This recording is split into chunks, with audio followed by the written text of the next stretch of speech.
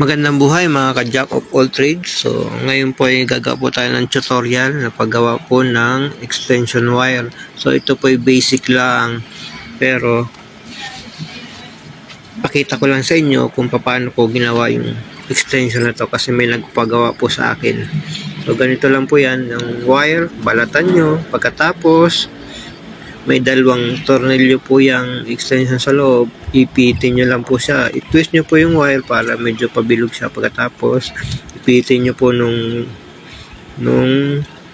tornilyo dun sa extension. Yan, dalawa po yan magkabila. So make sure lang po na malinis po yung ating wire.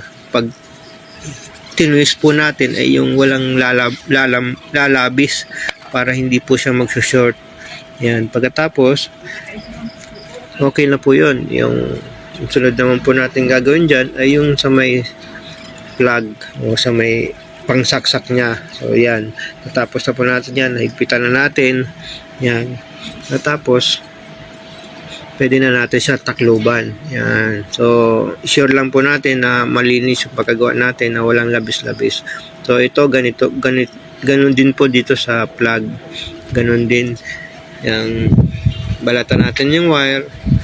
Yan. Tapos